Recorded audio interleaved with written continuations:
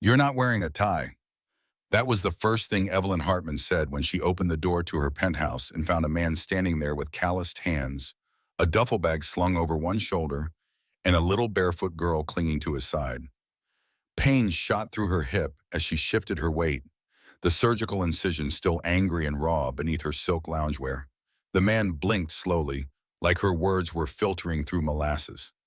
"No, ma'am," he replied, voice low, calm, unmistakably Southern. "But I brought a harmonica and a first aid kit. Figured one of them might be useful." She stared, not at the harmonica, which peeked from his chest pocket like some antique badge of sentimentality, not even at the heavy work boots tracking invisible dust onto her marble floor. No, she stared at the child, a tiny girl with auburn curls, bare feet, and wide, unblinking eyes. She held something in her small hand, blue and glinting, a string of beads. "I asked for a butler," Evelyn said flatly, her eyes narrowing. "Not this." The man nodded slowly. "Name's Caleb Monroe. I clean floors, fix things that hum when they shouldn't, and cook a decent stew. This here's Mira. She doesn't say much, but she's better at reading a room than most men I've met in board meetings." "I didn't request a family," Evelyn snapped. Caleb's face didn't change. "I didn't request to be born with a wrench in my hand and a daughter I can't leave alone in an apartment building with mold and thin walls. But here we are." There was silence. Not awkward, not even uncomfortable, just thick. The kind of silence that settles over people when something irreversible has just happened. Evelyn Hartman, CEO of Hartman Capital, known across the eastern seaboard as the woman who never blinks, blinked once. "Why are you even here?" she asked, arms folding tighter across her linen blouse. "You checked the urgent care box when submitting the request to the staffing agency," Caleb replied. "Penthouse recovery, post-op, no elevator access to staff floor, 24-hour assistance. You wanted a butler. The agency sent a human." He gently nudged Mira forward. The little girl extended the string of blue beads in her hand. She didn't smile, didn't speak, just lifted her offering like a tiny oracle. "What is this?" Evelyn asked, not reaching for it. "She calls them mood beads," Caleb said. "Color tells you how she's feeling. Blue means she's calm, safe." "I didn't ask how she feels." "No, ma'am, but she noticed how you feel." That landed differently. Evelyn's breath caught, barely. Her hip throbbed in the brace beneath her slacks. Her spine screamed from standing longer than the doctor recommended. The pain meds had worn off hours ago, but she hadn't wanted to seem weak when the agency sent their elite domestic candidate. Instead, they sent this man with sun-creased eyes and a child who spoke in color-coded crafts. She wanted to slam the door, call the agency, demand someone who wore cufflinks and used words like Madame and Tenez. Someone who didn't look like he'd spent the morning fixing a boiler in the Bronx and the afternoon changing his daughter's clothes in a truck stop restroom. Instead, she stepped aside. 2 weeks, she said, not looking at either of them. "I need help until I'm mobile. You sleep in the back room, no clutter, no music, no children in the common areas." She didn't wait for agreement. She turned, limping back into the sunlit space with its floor-to-ceiling windows and silence more expensive than most people's mortgages. Caleb followed silently. Mira didn't. She walked to the window, knelt, and began to line up the blue beads on the glass ledge, arranging them like little constellations. The first hour passed with little more than movement and observation.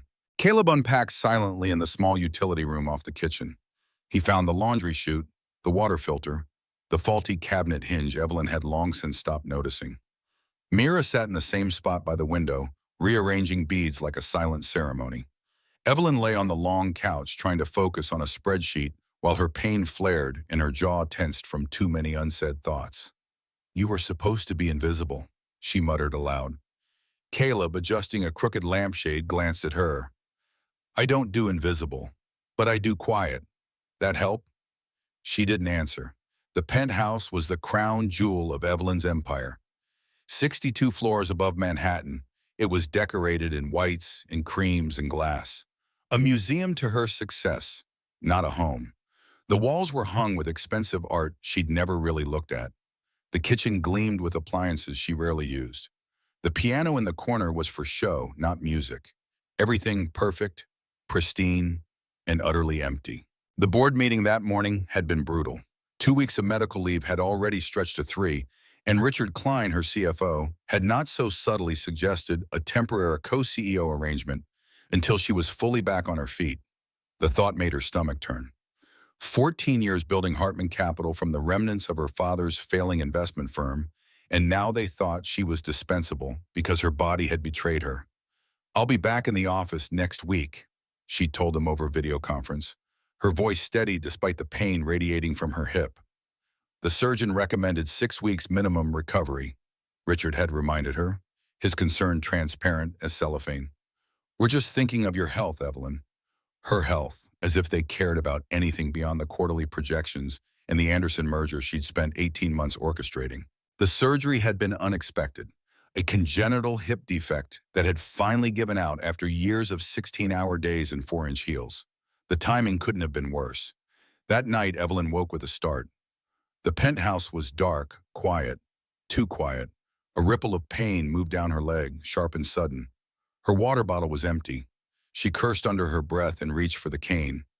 It wasn't there. She bit back a groan, trying to push up from the couch when a shadow appeared. "You all right?" Caleb's voice, low and non-invasive, came from the hallway. "I don't need help," she said, teeth gritted. "You look like you need water. That's not the same." He walked past her, unfazed, opened the fridge, poured water into a glass, and placed it gently on the end table beside her, and then he placed the cane back within reach. "I clean, I cook, and sometimes I make people feel seen when they'd rather be invisible," he said, almost to himself. "I didn't ask for that either." Caleb gave her a small smile, tired but kind. "No, ma'am, but sometimes what we ask for ain't what we need." She couldn't sleep after that. Not because of the pain, not even because of the stranger in her home. It was the girl, the barefoot child, now asleep on a pallet of blankets in the utility room, who haunted her. Evelyn had met dozens of kids at charity galas, shiny, precocious, staged. But this one, this Mira, she'd walked into a cold marble penthouse and left warmth in the window. No words, no demands, just a single string of blue beads and a quiet that didn't ask for permission to exist. The next morning, Evelyn woke up to the smell of cinnamon and coffee. Real coffee, the kind that took time. She shuffled toward the kitchen and found Caleb humming lowly under his breath, spatula in one hand, harmonica peeking from his pocket. He looked like a man who'd spent his life in kitchens that smelled like family and sorrow and maybe one too many breakfasts for dinner. On the counter sat a plate of toast, eggs, and sliced apple with peanut butter, a presentation so humble it could have been insulting. Instead, it felt safe. "You made food. I noticed you skipped dinner and the meds say take with food." Evelyn stared at the plate. "Still not wearing a tie," she murmured. Caleb shrugged. Didn't seem like the kind of house that needed one. He turned just as Mira walked in, clutching a new strand of beads. This time they were pale yellow. "What does that mean?" Evelyn asked before she could stop herself. Caleb glanced at the beads, then down at his daughter. He smiled. "Hope." The second morning, Evelyn found herself waking not to her pain, but to the sound of small feet. Not running, not stomping, just padding. Bare, soft, deliberate. She lifted her head to find Mira kneeling by the tall window again, the morning light catching her curls like flame on glass. The girl was threading a new line of beads, greens this time with a single silver one placed right in the center. It wasn't just a craft, it was ritual. There was something reverent about the way she did it, like she was building meaning one beat at a time. Evelyn blinked. Her first instinct was to correct her. Children in tiny pieces didn't belong near $8,000 Persian rugs, but she didn't say anything. Not yet. Instead, she watched how Mira held each bead up to the light before slipping it onto the string. Watched how her fingers worked quickly but carefully. This wasn't a hobby. It was a language. And Evelyn Hartman, fluent in 6 financial dialects and the brutal grammar of corporate power, realized she didn't speak this one at all. She cleared her throat gently. Mira didn't look up. "You always do that in the morning?" Evelyn asked, keeping her tone as neutral as possible. No answer. Caleb's voice drifted in from the kitchen. "She makes one every day, sometimes 2. Each strand is different. Colors mean feelings. Silver in the middle means she's trying to hold it together. Evelyn turned her head, surprised he'd heard her from that far. He was rinsing a frying pan, the sleeves of his threadbare flannel rolled up. His arms looked strong, not gym strong, but built through decades of carrying too much strong. And she doesn't talk? Not with words, Caleb said simply. But she listens more than most people who never stop talking. She's 6. He nodded. Was she born that way? There was a pause, the kind that stretches just long enough to hint that you've stepped onto ground not yet earned. Some things changed after her mom passed, Caleb said, eyes still on the sink. Others were always there, just quiet like her. Evelyn looked back at Mira.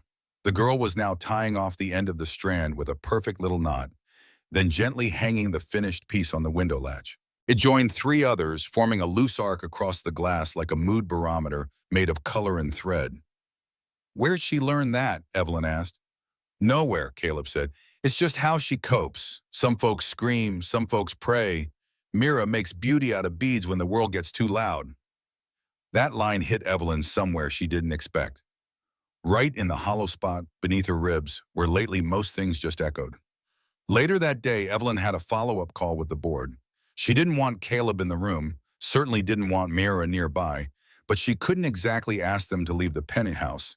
Instead, she retreated to her glass-walled study and closed the door, pretending, as she always did, that transparency was the same thing as control. The meeting was a disaster. Markets were sliding. The Anderson deal she thought airtight was leaking at every seam. Someone on the call hinted that the board was considering naming Richard as temporary co-CEO while she recovered. Co-CEO, as if she hadn't built the company brick by brick from her father's shell, as if they hadn't all depended on her judgment for a decade. She ended the call with her lips pressed so tightly together her teeth ached. The moment she opened the door, she nearly collided with Mira, who had been sitting just outside with a new string of beads resting across her knees. They were red, startlingly red, no silver in sight. What does red mean? Evelyn asked before she could stop herself. Mira looked up, those large, owl-like eyes watching her too closely. She says it means the world's a little angry today, Caleb said gently from behind the kitchen island. But that doesn't mean we have to be. Evelyn felt her throat tighten. She hated that. Hated the way this man spoke like he was narrating the inside of a heart. It was dangerous, unprofessional, disarming in ways she didn't have charts for. I'm not angry, she muttered, heading for the wine fridge. No, ma'am, Caleb said without looking at her. Just disappointed. That's a different kind of red. The days settled into an uneasy rhythm. Evelyn worked from her home office, conducting business through video calls and endless emails.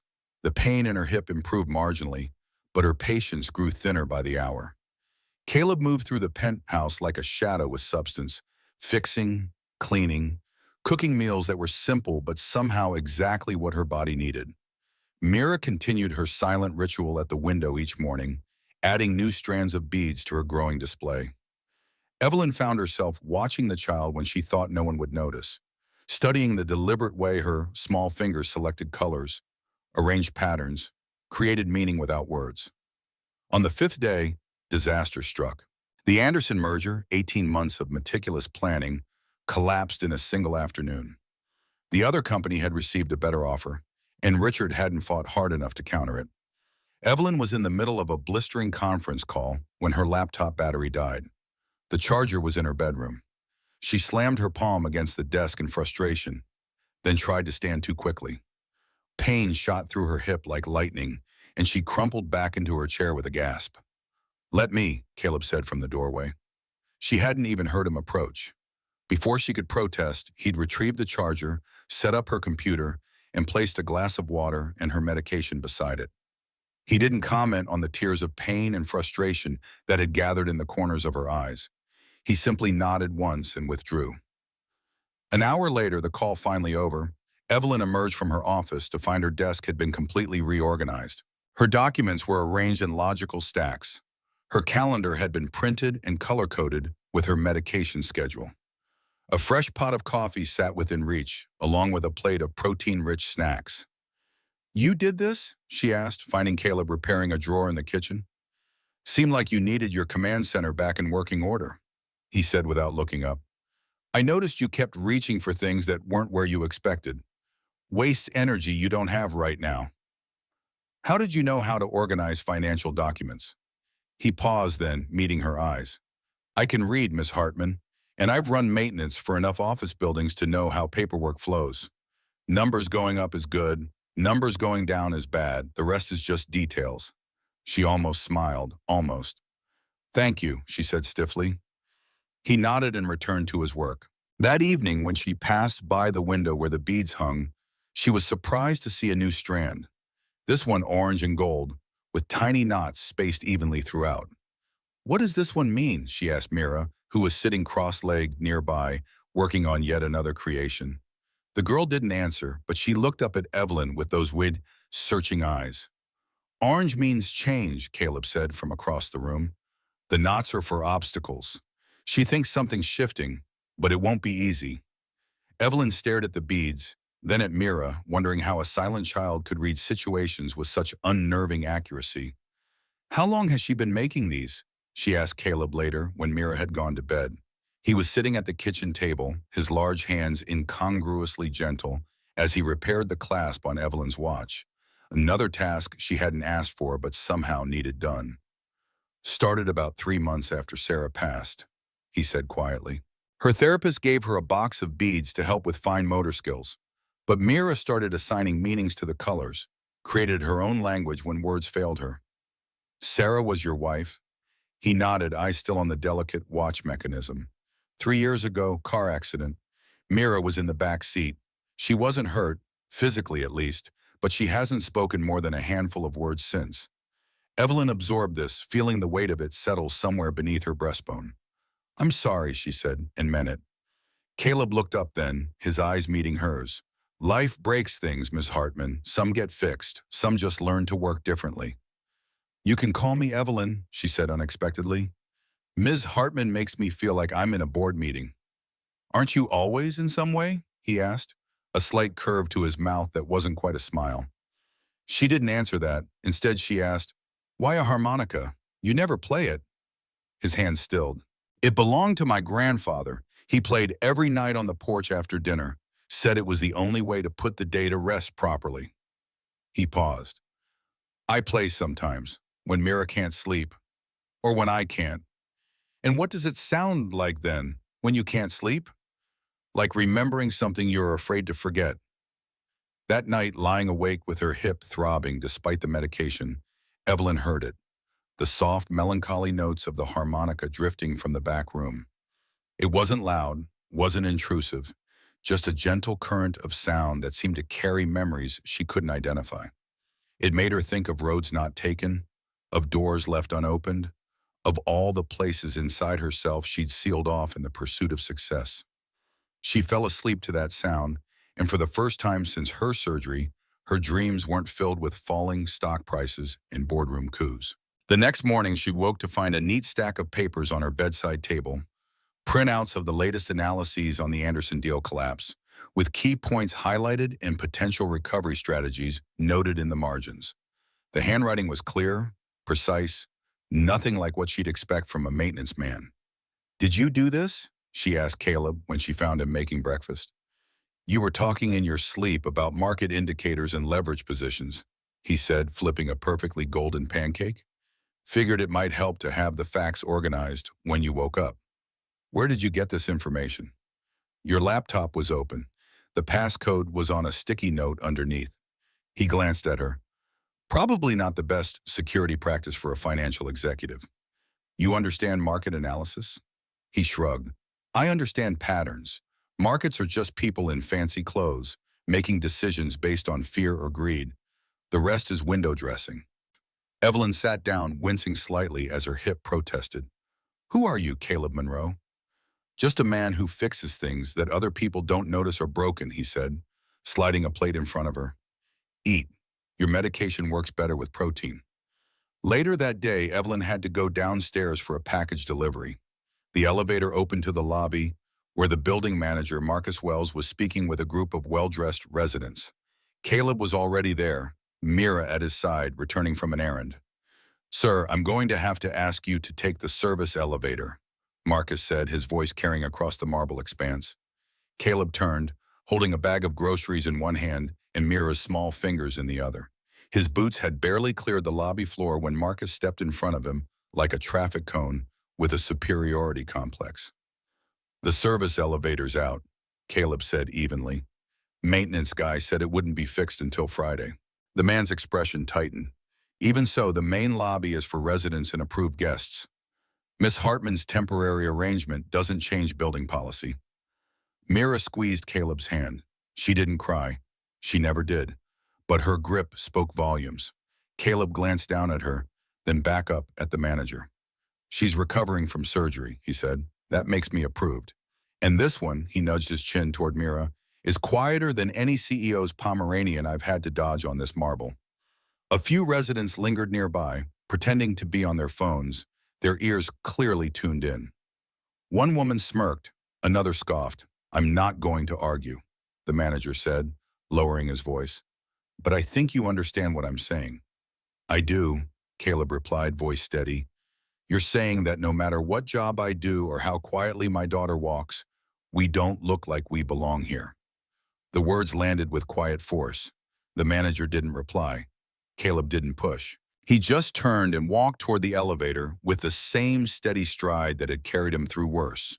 But what he didn't see, what he couldn't, was Evelyn Hartman standing in the far corner of the mezzanine above. She had seen everything, and she said nothing. That night, Evelyn sat at the edge of her bed, one hand on the clear bead Mira had given her days before. It was smooth, cool, weightless, but tonight it felt heavier than usual. She thought about all the boardrooms she'd commanded, all the conferences where people whispered about her shoes, her face, her status. She'd built herself into an empire no one could touch. But she hadn't said a word when a man and his daughter were treated like shadows in a building she owned the lease to. "I am no one's savior," she told herself. Still, she couldn't sleep. The next morning, Caleb was already packing, 2 duffel bags at the door. The harmonica was gone from the counter. Mira wasn't stringing beads. She was sitting silently beside the couch, arms wrapped around her knees. "You're leaving?" Evelyn asked, trying to keep her tone neutral. Caleb didn't look up. "You brought us into your home, Miss Hartman. You've been generous, but we're not a good fit here, and I think we both knew it from the start." Evelyn took a step forward. "You don't get to decide that on your own." Caleb paused. "Don't I?" He turned slowly, finally meeting her gaze. "I'm a janitor. I fix things. I sweep floors. I don't fit in places where people whisper when I walk through the lobby. That's not what I want to say, but it is what happened." Evelyn clenched her jaw. "I can fix it." Caleb gave her a look that was more sad than angry. "You shouldn't have to fix it. It shouldn't be broken in the first place." His voice wasn't raised. It was calm, steady, the kind that hits harder than shouting ever could. "You think I didn't notice?" he continued. "When you stood there yesterday and watched them talk down to us like we were smudge on the marble." Evelyn said nothing. "Look," he said softer now, "you've got a good heart. You really do. But hearts don't change people's minds. Not always. And I can't let Mira grow up thinking that being quiet means being invisible." He turned back to his bag. That's when Mira stood up. She walked past both of them, opened the drawer near the window, and pulled out a fresh string of beads. She walked to Evelyn, held it out, yellow with a single white bead in the center. "She made that this morning," Caleb murmured. "Yellow means she's trying to be brave. White in the middle means she's not sure who to trust yet." Evelyn knelt slowly, pain flaring through her hip. She took the beads with trembling fingers. "I should have said something," she whispered. Mira didn't reply, but her small hand reached out and touched Evelyn's arm. "Just once." And then she walked back to the window and resumed her beadwork, as if saying, "This isn't over, but it's not ruined either." Later that day, Evelyn made a call, a personal one, to the building management company. She used no titles, no threats, only this. "His name is Caleb Monroe. His daughter's name is Mira. They are my guests. And if I ever hear that they were treated as anything less again, I will terminate every contract this building is built on. Do you understand me?" There was silence on the other end, then an immediate, trembling yes. She didn't hang up. She ended the call. And for the first time in a long time, Evelyn Hartman felt like something in her spine had reawakened. That evening, she came home with a paper bag tucked under her arm. No assistant, no briefcase, just her. Caleb was in the kitchen washing dishes. Mira was humming, soft, tuneless, but beautiful in the hallway. Evelyn set the bag down. "Dinner," she said. Caleb turned, eyebrow raised. "I Uber Eats, but I pick with intention." She pulled out 2 cartons of chicken pot pie and 1 tiny cup of lemon sorbet. "Comfort food," she added. "Apparently I'm trying that." Caleb chuckled once. "You didn't have to." "I didn't," she replied, "but I wanted to." There was a beat of silence. Then she added, "And I called the management." Caleb stopped drying the plate in his hand. Evelyn looked him in the eye. "You were right. I should have said something." "So I did." He looked at her for a long time, then nodded once. "Thank you," he said. Evelyn nodded back. "Don't thank me. Just stay. Both of you. Please." That night, Mira hung a new strand on the window. Blue beads, 2 white ones in the middle, and 1 silver. Evelyn looked at Caleb. "What's that one say?" He smiled softly. "She feels safe, curious, and watched over." Evelyn looked back at the strand. Watched over. Maybe that was a new kind of music, one she hadn't learned how to play yet. But maybe, just maybe, she was learning. The next evening, after Mira had fallen asleep, Evelyn found Caleb sitting on the balcony, harmonica in hand, but not playing, just holding it, turning it over in his fingers like a worry stone. "That looked like a conversation earlier," she said, easing herself into the chair beside him, her hips still protesting but less fiercely now. "Between you and the harmonica." He glanced at her, a slight smile touching his mouth. "Sometimes it talks back." "What does it say?" "That some roads take longer than others, that some songs need to wait for the right moment." Evelyn nodded, looking out over the city lights. "I never thanked you," she said quietly. "For the Anderson analysis. It helped. We managed to salvage part of the deal. You would have figured it out. Eventually, but time matters in business." "Time matters everywhere," he said, just differently. They sat in companionable silence for a few minutes, the city breathing beneath them. "Why did you become a janitor?" she asked finally. "You clearly have other skills." Caleb was quiet for so long, she thought he might not answer. Then, "After Sarah died, I couldn't think straight for months, couldn't focus on anything complex. But I could fix things, clean things, make order out of chaos in simple ways. The work was reliable, physical. It made sense when nothing else did." "And before?" He looked down at his hands. "I managed building systems for a commercial real estate firm, kept everything running, good at seeing how all the parts work together." He gave a small, self-deprecating smile. "Not quite a CEO, but I kept the lights on and the elevators moving." "That's more essential than what most CEOs do," Evelyn said. "We just move money around and call it strategy." That earned a genuine laugh from him, short but real. "Don't sell yourself short. Moving money right keeps a lot of people employed, including janitors, especially janitors. We're the last ones anyone notices until everything stops working." Evelyn studied him in the half-light, this man who spoke of cleaning floors with the same dignity someone else might discuss closing million-dollar deals, who carried both grief and purpose in the same steady hands, who looked at his barefoot, silent daughter like she was the answer to a question the world had forgotten to ask. "I think I misjudged you, Caleb Monroe," she said softly. "Most people do," he replied without bitterness. "It's easier to see the mob than the person doing it." "I'm trying to see better now." He turned the harmonica over once more, then lifted it to his lips. The melody that emerged was gentle, questioning, like a conversation just beginning. It drifted out over the balcony, mingling with the city sounds below, not fighting them, just adding another layer to the complex symphony of life, continuing despite everything. Evelyn closed her eyes and listened, really listened, perhaps for the first time in years. And somewhere in that melody, in the space between the notes, she felt something unfamiliar and yet achingly recognizable, the feeling of walls beginning to crumble, of defenses no longer needed, of a heart remembering its own rhythm. When Caleb finished playing, he looked over at her. 2 weeks, he said, echoing her initial timeline. "That's what you said when we arrived." Is that still what you want? She asked, surprised by how much the answer suddenly mattered. He considered this, looking out at the skyline. I think, he said slowly, that Mira would miss this window. And these beads have stories that aren't finished yet. Evelyn nodded, understanding what he wasn't quite saying. Then stay until the stories are told, she said, however long that takes. And in the apartment behind them, on the windowsill where moonlight pooled like silver, Mira's beads caught the light. Colorful constellations mapping a future none of them had planned, but all of them somehow needed.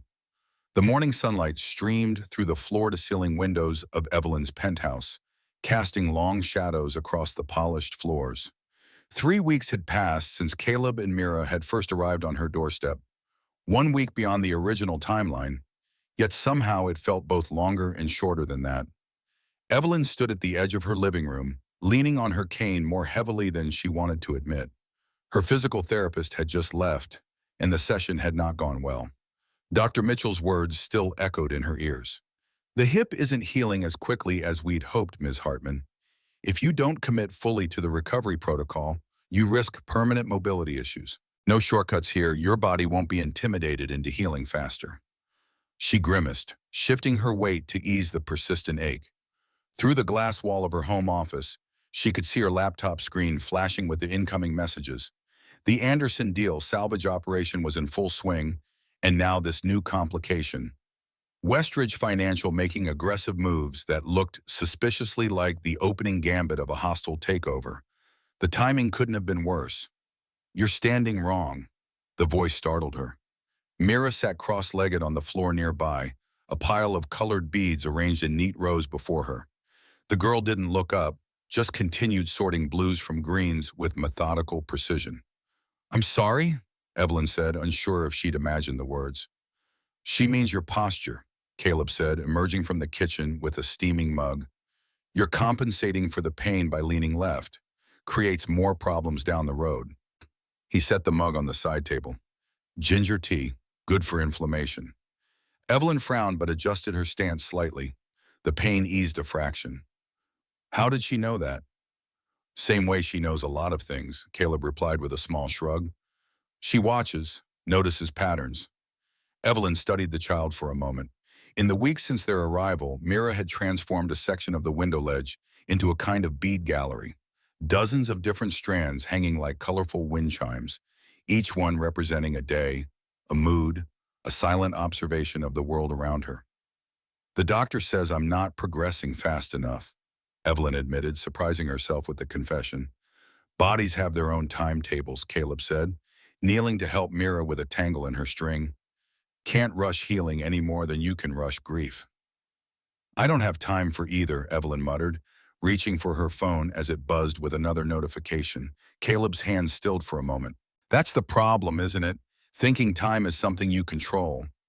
Before she could formulate a suitably cutting response, he stood and walked to the corner of the room where the grand piano sat untouched, a glorified display piece she'd purchased because the interior designer had insisted it completed the space. He ran a finger along its polished surface, leaving no mark. When's the last time anyone played this? Never, she said. I don't play. Shame, he said. Beautiful instrument to leave silent. Mira had risen from her spot and followed her father.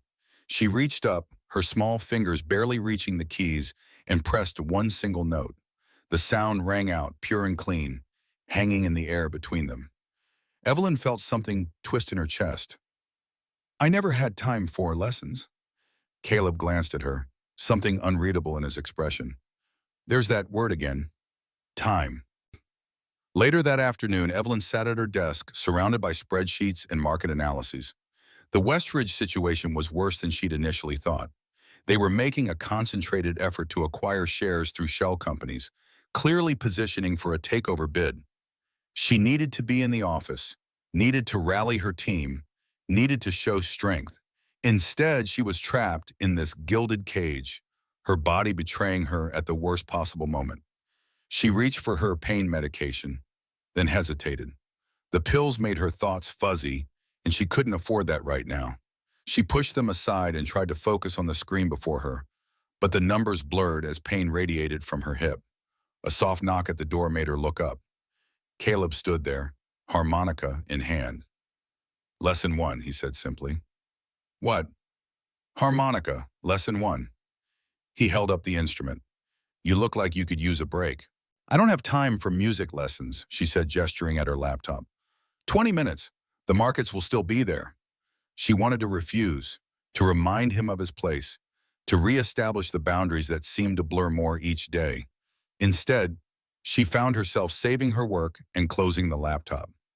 20 minutes, she agreed, rising carefully from her chair. They sat in the living room, the late afternoon sun casting golden light across the floors.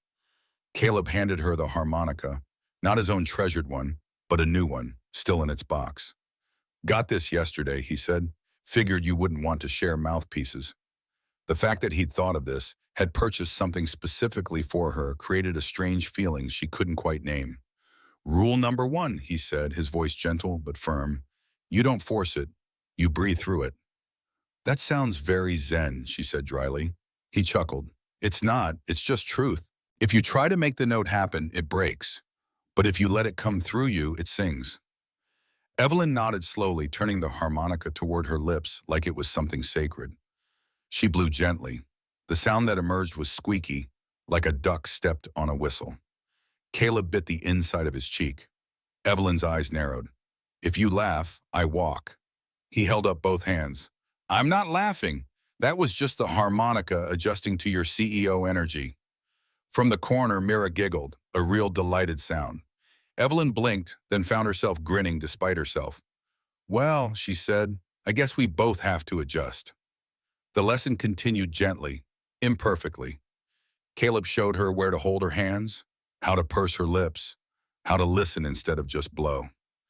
His fingers brushed hers occasionally, not intentionally, but every time they did, something in Evelyn's chest seemed to loosen, like a string tuned too tight finally slipping into harmony. After 20 minutes, she managed something close to a scale. It was clumsy, breathless, unapologetically human. She looked up. That was awful. Caleb shook his head. That was you. She blinked, not understanding. You didn't copy me.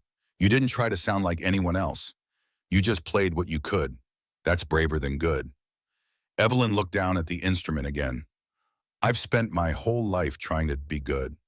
And she met his eyes. It's exhausting. He nodded. Try honest instead. That night, after Mira had gone to bed, Evelyn found Caleb in the kitchen, a stack of books on the table beside him. She'd been so absorbed in her work she hadn't noticed him reading before. The titles surprised her: economics textbooks, market analysis primers, even a dog-eared copy of Value Investing by Benjamin Graham. Light reading, she asked, pouring herself a glass of water. He glanced up. Community college, night classes mostly. Been working on a business degree, one course at a time. He closed the book he'd been studying. Slow way to do it, but it sticks better. Why business? Started as a way to understand building management better. Became something more. He shrugged. I like systems, how parts fit together. Business is just another kind of mechanism. Money in, value out, if you do it right. Evelyn leaned against the counter, studying him with new eyes. How many credits do you have? 68, about halfway there. She tried to imagine it. This man working maintenance all day while raising a child alone, then studying economics equations by night. The effort it would take, the determination. Why didn't you tell me? You didn't ask, he said simply. And it didn't seem relevant to fixing your cabinet hinges. It's relevant to who you are. He looked at her then, really looked at her, his eyes steady. Said, people are more than their credentials, Evelyn. Something I thought you might be learning. The next morning, Evelyn's phone rang early. Richard Klein, with news she'd been dreading. The board had called an emergency meeting for that afternoon, at her penthouse. They want to see how you're recovering, Richard explained, his concerns sounding rehearsed, and discuss the West Ridge situation in person. My home is not a conference room, Richard, she said tightly. The board feels it would be more considerate of your condition. My condition, she repeated flatly. Fine. 2 o'clock. She hung up and leaned heavily on her cane, mind racing. The penthouse was immaculate as always, but there was the matter of Caleb and Mira. What would the board think of her unorthodox living arrangement? A CEO of her stature with a maintenance man and his child in residence? The rumors would start immediately. She found Caleb in the living room, helping Mira with a new bead creation. The board is coming here this afternoon, she said without preamble. For a meeting. He nodded, processing this. We'll make ourselves scarce. That's not, she began, then stopped. Wasn't that exactly what she wanted? To hide them away, as if they were something shameful? No, she said firmly. This is your home too, for now. I'm not going to hide you like some secret. Something flickered in his eyes, surprise, perhaps, or respect. Your call, he said, but we can stay out of the way. Mira and I can use the back rooms. Thank you, she said, but you don't need to disappear completely. Just be yourselves. He raised an eyebrow at that. Careful what you wish for, he said with the ghost of a smile. Myself involves flannel and work boots. The board arrived precisely at 2, filing into her living room with the practiced efficiency of people accustomed to commanding spaces. Richard led the way, followed by 5 other members, all men in bespoke suits, all carrying matching leather portfolios, all wearing expressions of carefully calibrated concern. Evelyn, Richard said, stepping forward to air-kiss her cheek. You're looking rested. She smiled tightly. Amazing what major surgery will do for one's complexion. Please sit. They arranged themselves on her white leather couches, looking like ravens perched on snow. Caleb had set up coffee and water service before retreating with Mira to the kitchen, where they were quietly preparing dinner, visible but not intrusive. Richard's eyes flicked toward them, a question forming, but Evelyn spoke before he could ask. Let's get to the point, gentlemen. Westridge is making a move, and you're worried I'm not in fighting shape to defend us. The oldest board member, Harrison Wells, cleared his throat. We're concerned about your well-being, Evelyn. The company needs strong leadership during this crisis. And you don't think I can provide that from here? We think, Richard interjected smoothly, that a temporary co-leadership arrangement would send a message of stability to the markets, just until you are fully recovered. And who would you suggest for this arrangement, she asked, though she already knew the answer. I would be willing to step in, Richard said, his modesty as false as his concern, purely as a stopgap measure. From the kitchen came the quiet sounds of chopping, the gentle hum of domesticity. Evelyn was acutely aware of Caleb's presence, of the contrast between these polished executives and the man in flannel who had, in 3 weeks, shown more genuine humanity than she'd experienced in years of boardroom battles. Gentlemen, she said, leaning forward slightly, I built Hartman Capital from the ruins of my father's firm. I've guided us through 3 market crashes and doubled our portfolio value in the last 5 years. I've done this while dealing with everything from sexist investors to my own divorce. A hip replacement may slow my walk, but it doesn't affect my mind or my resolve. She reached for the folder on the coffee table, wincing slightly as pain shot through her side.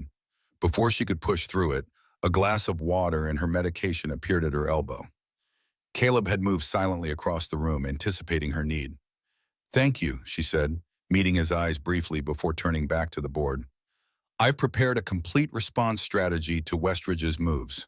Their acquisition pattern suggests they're targeting our tech portfolio, not our core business. We can use that against them. As she outlined her plan, she noticed the board members' eyes occasionally drifting to Caleb, who had returned to the kitchen and was now showing Mira how to properly dice vegetables. The domestic scene seemed to disconcert them more than her strategy points. When she finished her presentation, there was a moment of silence before Harrison spoke again. This is quite comprehensive, Evelyn, but we must consider appearances. Shareholders might question your focus if they knew about your unusual household arrangements. The temperature in the room seemed to drop 10 degrees. Evelyn set down her papers with deliberate care. My household arrangements, she repeated, her voice dangerously calm. Are you referring to my recovery care? Richard shifted uncomfortably. It's just that, well, it's unconventional, a man and his daughter living in your home. Mr. Monroe is an experienced caregiver who has been instrumental in my recovery, she said, each word precise as a surgeon's cut. His daughter is a remarkable child who has turned this sterile penthouse into something approaching a home. If any shareholders have concerns about my living arrangements, they are welcome to review our latest performance reports instead. From the corner of her eye, she saw Caleb pause in his cooking, his head tilted slightly as if listening more intently. Now, Panel, she continued, if we've addressed your concerns about my leadership capacity, perhaps we can focus on actual business matters rather than domestic ones.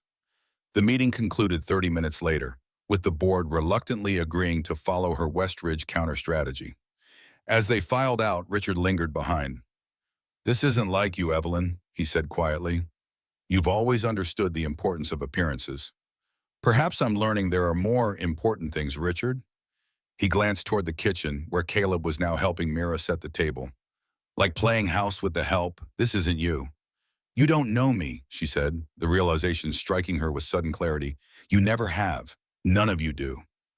After he left, she stood at the window for a long time, watching the city lights emerge as dusk settled over Manhattan. She felt Caleb's presence before he spoke. You didn't have to defend us, he said quietly. I wasn't defending you, she replied. I was defending myself, my right to choose who belongs in my life. He was silent for a moment. Thank you anyway. She turned to face him. You heard what Richard said. About playing house with the help? He gave a small, wry smile. Not the worst thing I've been called. It's not right. The world's full of not right, Evelyn. What matters is what you do with it. She studied him in the fading light. This man who read economics textbooks at night and diced vegetables with the precision of a chef, who played melancholy harmonica to his silent daughter and spoke truths as simply as others spoke pleasantries. The board thinks I'm losing my edge, she said. Maybe they're right. Or maybe you're finding something else instead. Before she could ask what he meant, the elevator chimed. Evelyn frowned. She wasn't expecting anyone else. The doors slid open to reveal a tall, impeccably dressed man with silver temples and a smile that didn't reach his eyes. Surprise, he said, stepping into the penthouse like he still owned part of it. I heard you were under the weather. James, Evelyn said, her voice cooling several degrees. What an unexpected visit. When Richard told me about your surgery, I thought I should check on my ex-wife, James Hartman said, his eyes scanning the room before landing on Caleb. Though I see you're already being attended to. Caleb straightened slightly but said nothing, his expression carefully neutral. James, this is Caleb Monroe, my recovery assistant, Evelyn said, the formality feeling strange after weeks of growing familiarity. Caleb, my ex-husband, James Hartman. James barely acknowledged the introduction. Recovery assistant? Is that what they're calling it now? James, Evelyn said sharply, why are you really here? He moved to the bar, helping himself to her best scotch without asking. The board is concerned, Evelyn. They reached out to me as a major shareholder. Westridge is making serious moves, and they're worried you're distracted. So Richard sent you to what? Check up on me? Report back? James shrugged elegantly. I still own 15% of Hartman Capital. It's in my interest to ensure the company is in steady hands. My hands are perfectly steady, she said coldly. As is my mind. The board has approved my counter-strategy. After some convincing, I hear. He sipped his scotch, his eyes drifting to the window ledge where Mira's bead creations hung like colorful sentinels. Interesting decor choice. Going for a bohemian vibe in your old age? Those are my daughters. The quiet voice made them both turn. Caleb stood at the edge of the kitchen, Mira half hidden behind his legs. Your daughter, James repeated, looking between them with calculated interest. How charming. Evelyn could see the assessment in his eyes, the same cold calculation he had applied to companies he wanted to acquire and dismantle. She stepped forward, placing herself between James and Caleb. I think you should leave, James. I have a dinner engagement. He raised an eyebrow. Family meal with the staff? You really have changed. For the better, she said firmly. Thank you for your concern, but it's unnecessary. I'm handling Westridge and my recovery quite well. James finished his scotch and set the glass down with a deliberate click. The board may disagree. There's talk of an emergency shareholder meeting next week. Let them talk. I'll be ready.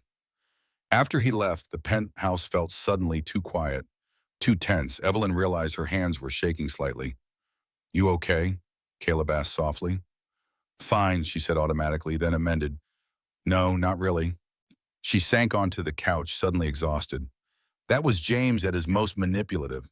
He doesn't care about the company. He just wants leverage. Caleb nodded. I recognize the type. Seen it in building owners who view people as assets to be managed. He was watching you, she said, assessing.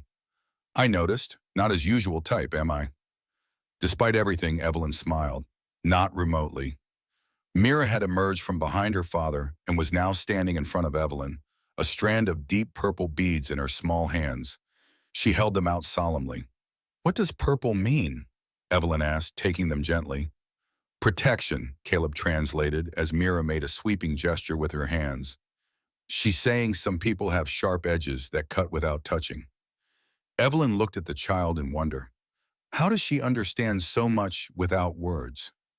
Some things you see clearer when you are not distracted by talk, Caleb said. Dinner's ready? Dinner's ready, by the way. Nothing fancy, just chicken and vegetables. Sounds perfect, Evelyn said, and meant it.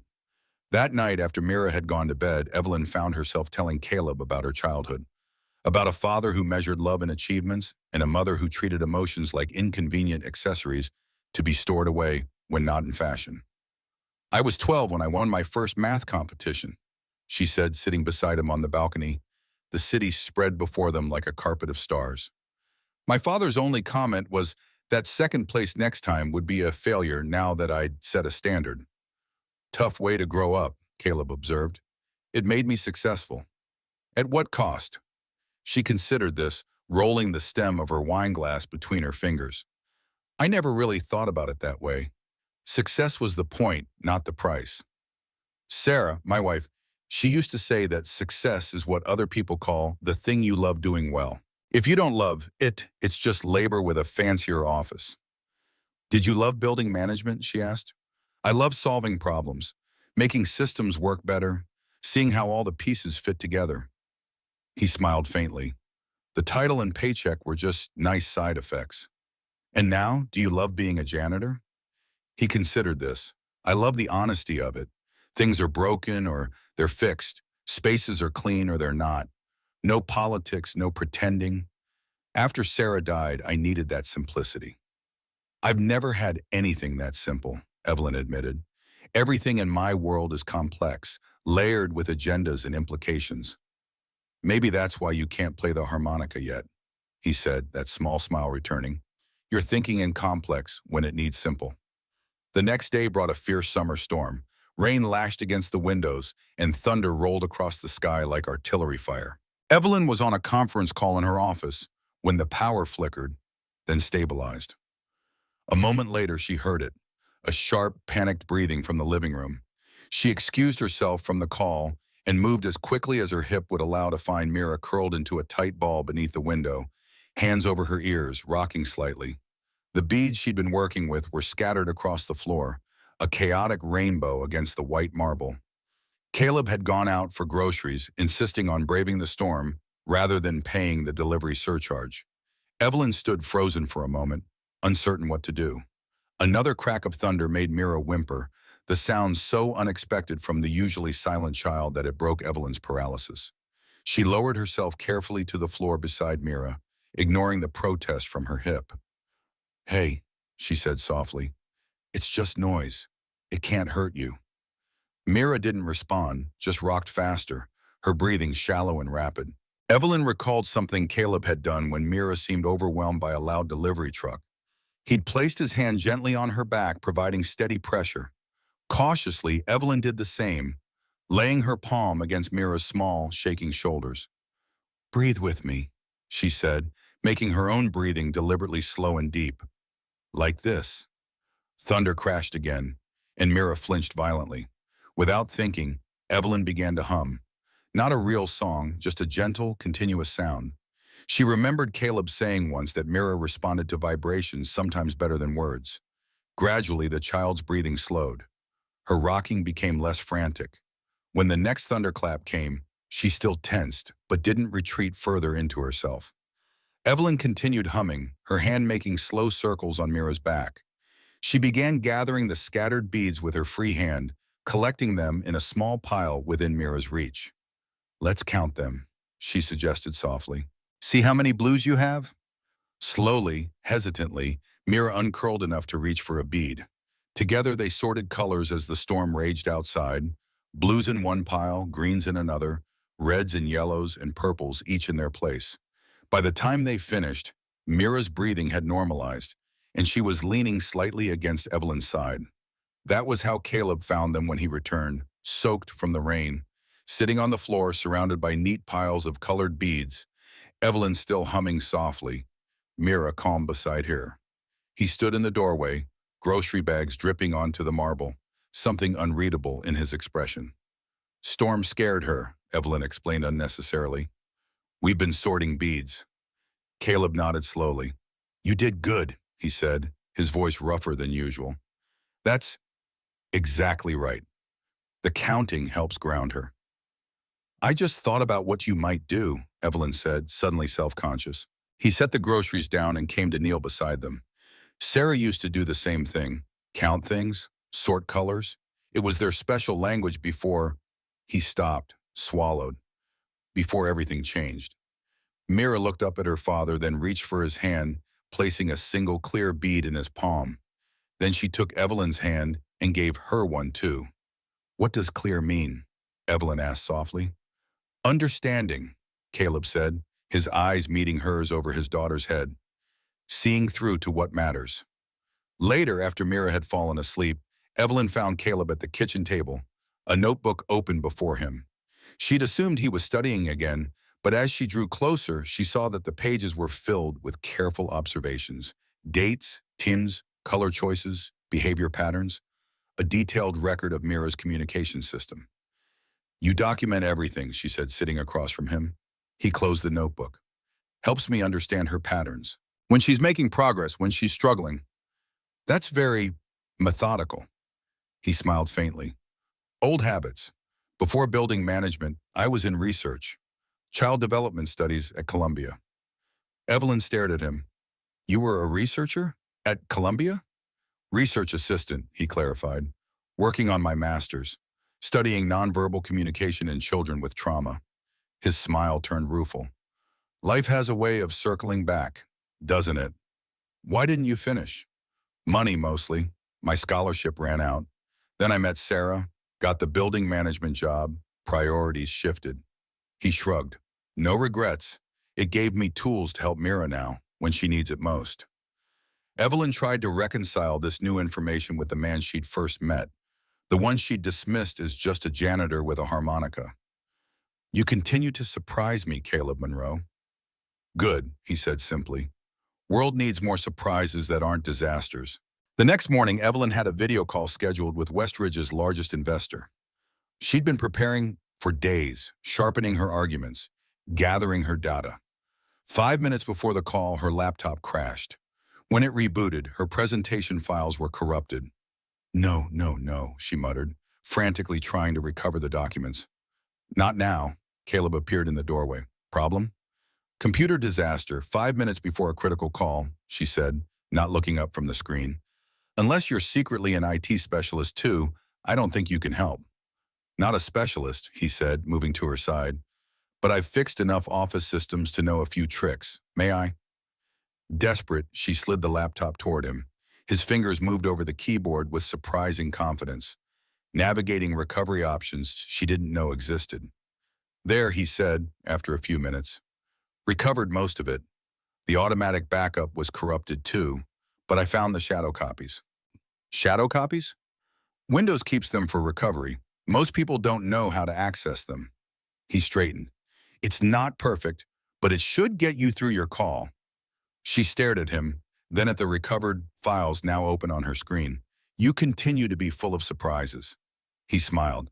Just practical experience. Learn a lot fixing things for people who can't afford to call in specialists. The call connected, and Evelyn found herself facing Bradley Westridge himself, rather than the investor she'd expected. She maintained her composure, but her mind raced, adjusting her strategy on the fly. Ms. Hartman, Westridge said, his smile predatory. I thought it was time we spoke directly. I understand you have been indisposed. Hardly, she replied coolly. I've been watching your acquisition pattern with great interest, Mr. Westridge. Rather transparent, don't you think? As they fenced verbally, Evelyn was acutely aware of Caleb's continued presence in the room. He had moved to the background but hadn't left. Normally, she would have been irritated by the audience, but somehow his steady presence felt supportive rather than intrusive. Midway through the call, as she was outlining why Westridge's strategy would ultimately fail, Mira wandered into view behind her. Before Evelyn could redirect her, the child appeared in the camera frame, her wide eyes studying Westridge's image on the screen. "I apologize for the interruption," Evelyn said smoothly, expecting Mira to retreat as she usually did around strangers. Instead, the girl reached forward and placed a red bead on Evelyn's desk, directly in view of the camera. "What's that?" Westridge asked, momentarily thrown off his practiced script. Evelyn had a split-second decision to make: apologize and move on, or acknowledge Mira's presence. She chose the latter. "This is Mira," she said, surprising herself. "She communicates through a color system she developed. Red means she senses something concerning." "Concerning," Westridge repeated, his composure slipping slightly. "Children often perceive things adults miss," Evelyn continued, a new idea forming. "Like when someone's presenting one strategy while pursuing another." She picked up the bead, holding it where Westridge could see it clearly. "Mira's very intuitive about people's intentions. It's quite remarkable."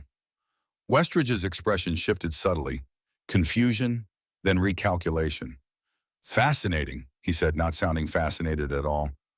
"I wasn't aware you had a family situation." "There are many things you don't know about me, Mr. Westridge, including how far I'll go to protect what matters." The rest of the call took an unexpected turn. Westridge, thrown off his game by the child's silent presence and Evelyn's calm acknowledgement of it, revealed more of his strategy than he likely intended. By the end, Evelyn had what she needed: confirmation of his true targets within her company. When the call ended, she sat back, processing what had just happened. Caleb approached, Mira at his side. "That was unexpected," he said. "Which part?" "All of it, especially you introducing Mira instead of shooing her away." Evelyn looked at the child, who was now carefully arranging 3 beads on the desk, red, yellow, and green in a row, like a tiny traffic light. "It felt right," she said simply. "She saw something in him that I was trying to prove. Why not acknowledge it? Because 3 weeks ago you would have considered it unprofessional. 3 weeks ago I was a different person." Her phone buzzed, a message from Thomas Grayson, Westridge's largest investor, requesting a private meeting. "Curious. Something good?" Caleb asked, noting her expression. "Potentially, Westridge's key investor wants to meet." She showed him the message. "He mentions having a personal interest in neurodivergent children's communication systems." Caleb's eyebrows rose. "Because of Mira?" "Apparently he has a son on the autism spectrum. He was impressed by my innovative approach to working with nonverbal communication." She shook her head, bemused. "All because I didn't hide her away. Sometimes the things we think make us vulnerable are actually our strength," Caleb said quietly. The meeting with Grayson the next day exceeded all expectations. Not only was he genuinely interested in Mira's bead system, asking thoughtful questions about how it had developed and evolved, but he was also concerned about Westridge's tactics. "Bradley doesn't understand value beyond spreadsheets," Grayson explained over coffee in Evelyn's living room. "He strips companies down to parts without seeing the ecosystem that made them thrive." But by the end of the meeting, Grayson had not only withdrawn his support for Westridge's takeover attempt, but had offered to increase his investment in Hartman Capital, with a specific interest in their tech innovation fund. "Your company values align more closely with my long-term vision," he told Evelyn. "And frankly, anyone who can recognize and honor different forms of communication the way you did with that little girl understands something about human potential that Westridge never will." After he left, Evelyn sat in stunned silence, processing what had just happened. A potential disaster had transformed into an unprecedented opportunity, all because Mira had wandered into a video frame at exactly the right moment. "Congratulations," Caleb said, bringing her a cup of tea. "That was quite a coup." "It wasn't strategy," she admitted. "It was luck. And Mira. Sometimes the best strategies leave room for the unexpected." He sat across from her. You're looking at her medical notes, aren't you? Evelyn started, surprised he'd noticed the folder partially hidden beneath her laptop. I was curious about her diagnosis, her communication patterns. And? And I think your doctors missed something. The pattern recognition, the color associations, the sensitivity to emotional states. Has anyone ever evaluated her for synesthesia? Caleb stilled. No, he said after a moment. They focused on the trauma aspects, the selective mutism, not the way she perceives the world. It might be worth exploring, Evelyn said carefully, not as a problem to fix, but as a different way of processing information. Potentially a gift, if understood properly. He studied her face as if searching for something. You've been researching this. I had time between hostile takeover maneuvers, she said with a small smile. Your notes are remarkably detailed. They helped me see patterns. Thank you, he said simply, for seeing her, really seeing her. That evening, as Evelyn worked through her physical therapy exercises with Caleb's help, she found herself telling him about her recovery frustrations. The doctor says I'm pushing too hard in some ways, not enough in others, she admitted, wincing as she completed a difficult stretch.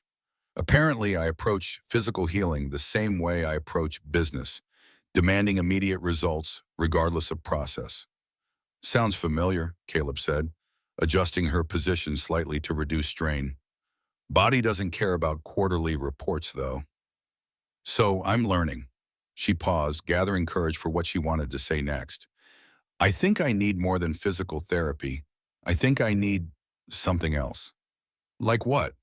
I don't know, something that heals the parts medicine can't reach. She felt foolish saying it aloud, but continued anyway. Watching Mira with her beads, seeing how she processes emotions through color and pattern, it made me realize I don't have any equivalent. No way to process feelings except to ignore them or power through them. Caleb considered this, his expression thoughtful. Healing isn't just about fixing what's broken, he said finally. Sometimes it's about learning to work differently with what remains. Is that what you did after Sarah? He nodded slowly. Had to, for Mira's sake, but for mine too. Grief doesn't go away. You just build a life that has space for it. Evelyn thought about her own carefully constructed life, efficient, profitable, and utterly devoid of space for anything messy or unplanned, until now. I want to try something, she said suddenly. The piano. Would you mind if I tried playing it?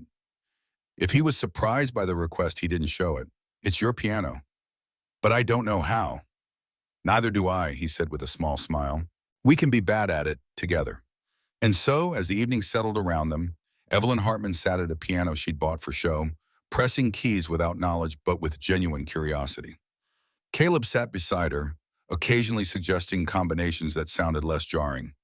Mira joined them, placing colored beads on the music stand, a visual score to accompany their auditory explorations. It wasn't music, not really, but it was honest. And as Evelyn watched Mira arrange a green bead in the center of her newest creation, she thought perhaps that was healing too, creating space for new patterns, new languages, new ways of being in a world that had always demanded she be only one thing: perfect. Green means growth, Caleb said softly, following her gaze to his daughter's handiwork. She hasn't used that color much before. Is that good? It's necessary, he replied, for all of us.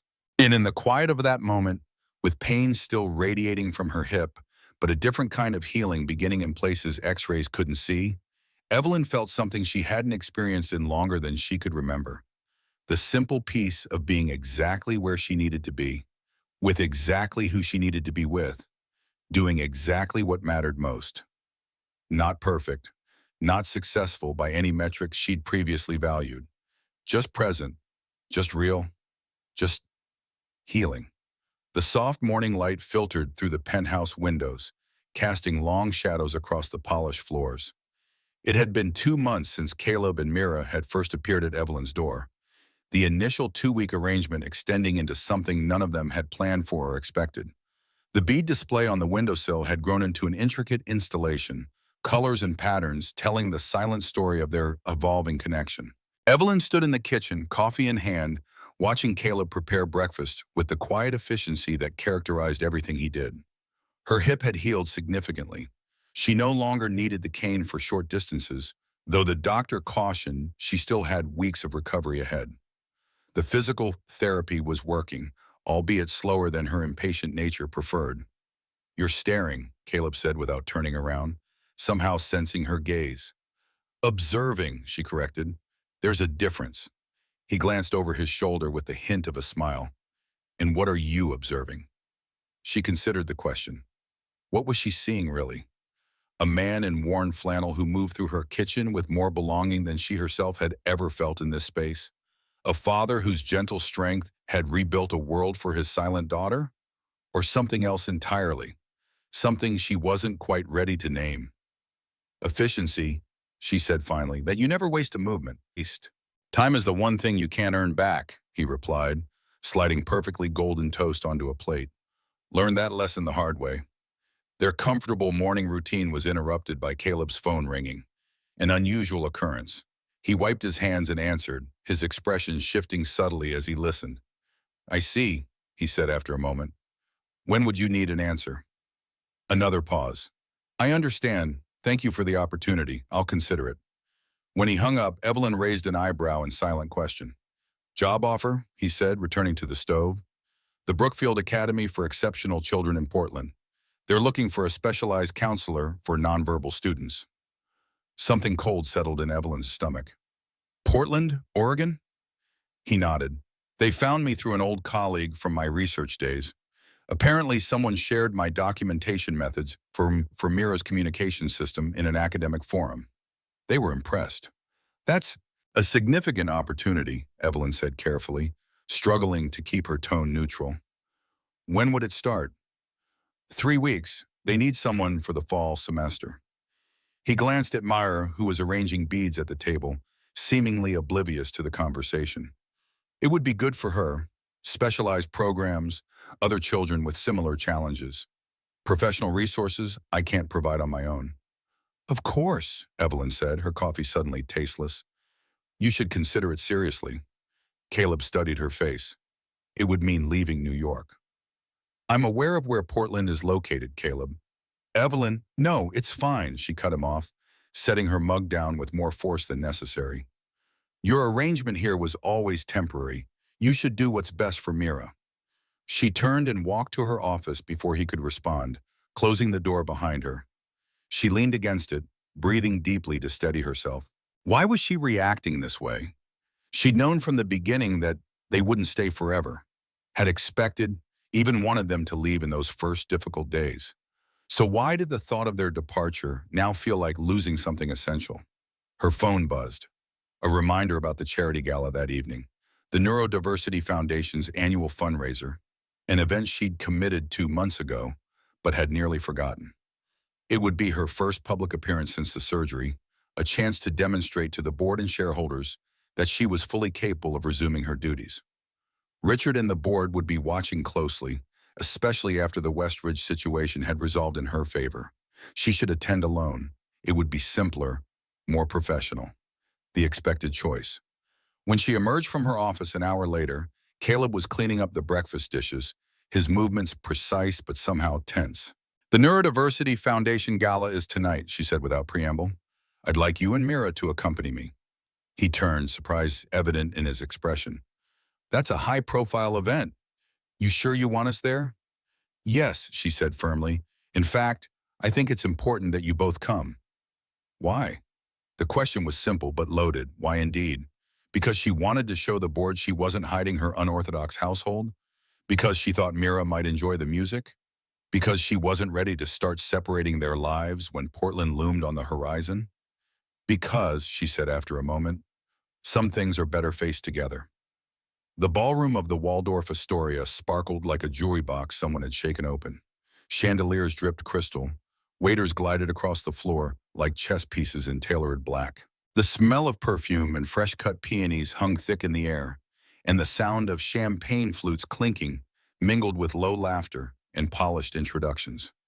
Evelyn moved through the crowd with practiced ease, nodding to board members, greeting investors, playing the role she'd perfected over years of similar events. Caleb walked a step behind her, uncomfortable but dignified in the suit she'd insisted on having delivered that afternoon. He'd protested, "I have a suit, Evelyn," but had relented when she pointed out that his 10-year-old funeral suit might not meet the gala's standards. Mira walked between them, her small hand firmly in her father's grasp. She wore a simple blue dress with a sash that matched the bead bracelet on her wrist, her auburn curls tamed into something approaching order. Her wide eyes took in everything, missing nothing. "Evelyn, you're looking marvelous." Richard Klein approached, air kissing her cheek. "The recovery must be going well." "Better every day," she replied smoothly. "Richard, you remember Caleb Monroe and his daughter Mira?" Richard's smile faltered slightly. "Of course. Your home assistants. I didn't realize they would be joining us tonight." "Mira has a particular interest in how people communicate differently," Evelyn said, placing a gentle hand on the child's shoulder. "I thought this event would be educational for her." Before Richard could respond, Thomas Grayson approached, his face lighting up when he spotted them. "Mr. Hartman, and you must be Mira," he said, kneeling to the child's eye level with natural ease. "My son Jason creates communication charts with colors too, though I don't think his are as sophisticated as your bead systems. Perhaps you could show him sometime." Mira studied him cautiously, then reached into the small purse Evelyn had given her and extracted a blue bead, offering it solemnly. "Blue means calm and safe," Evelyn explained, watching Richard's expression shift from dismissive to confused. "Mira's developed an entire language through color associations." "Fascinating," Grayson said, accepting the bead with appropriate gravity. "Jason would love to meet you. He's 13 now, but he didn't speak until he was 8. Different neurological wiring, not damage or delay, just a different way of processing the world."